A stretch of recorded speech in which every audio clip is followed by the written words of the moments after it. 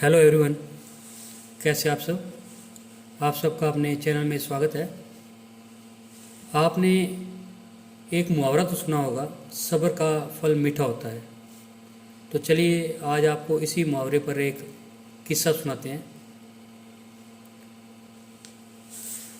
इस कहानी में यह बताया गया है कि तारों को कैसे ईर्ष्या का भाव उत्पन्न होता है और श्री नारद मुनि उनको कैसे इस मुहावरे का अर्थ समझाते हैं। यह अत्यधिक सुंदर और प्रेरणादायक कहानी है। तो शुरू करते हैं। जब सूरज अस्त हो रहा होता है तब हल्की हल्की संध्या उत्पन्न होती है और चारों तरफ शांत वातावरण जैसा एक अंधेरा सा छा जाता है। सभी जीव जंतु, पशु पक्षी अपने निवास स्थान को जाने लगते हैं और हल्की हल्की हवा चलने लगती है। हम जब आसमान की ओर देखते हैं तो सूर्य अस्त होता है। तभी आसमान के तारे भी टिमटिमाने लगते हैं। कुछ तारे अत्यधिक चमकते हैं परंतु कुछ कम चमकते हैं।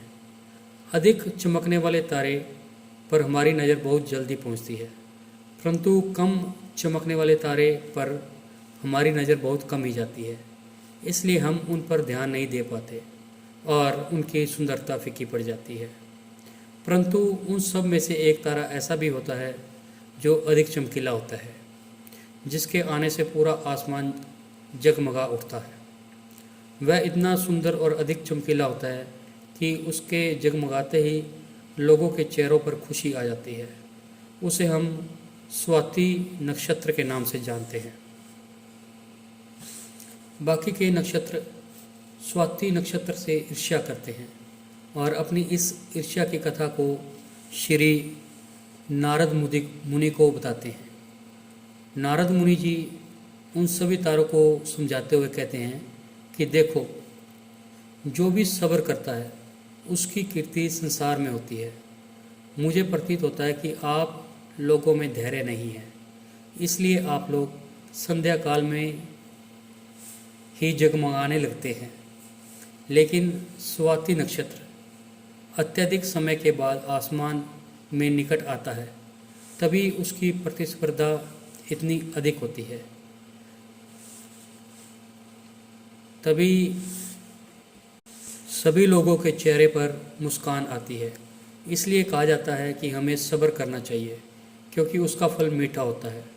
यदि तुम देर में आसमान में टिमटिमा रहे हो तो उसका महत्व होगा और तुम्हें लोग अलग नाम से भी जानेंगे।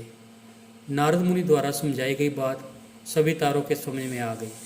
सब्र का फल मीठा होता है, यह बात हम सब जानते हैं और इसे हम लोगों ने महसूस भी किया है।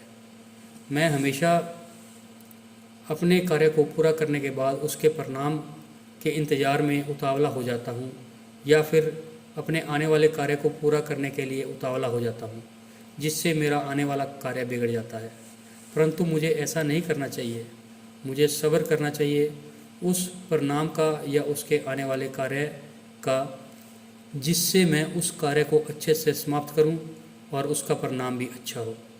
हम जानते हैं कि जल्दी में लगाया हुआ निशाना हमेशा अपने गोल से बाहर जाता है। हमें धैर्यपूर्वक उस निशाने को भेदना चाहिए, तभी हमें जीवन में सफलता मिलेगी।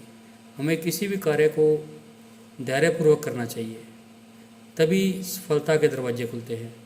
धैर्य ही ऐसा शास्त्र है जो विकट परिस्थितियों में मनुष्य के मस्तिष्क का संतुलन बनाए रख सकता है और उसको आगे आने वाली चुनौतियों से निपटने के लिए नए मार्ग बतला सकता है।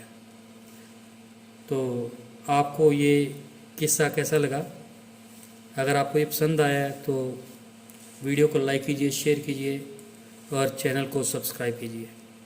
बेल वाला बटन ज़रूर दबाएं ताकि हम ऐसे कुछ और प्रेरक प्रसंग डालें तो उसकी नोटिफिकेशन आपको मिल जाए। Thank you.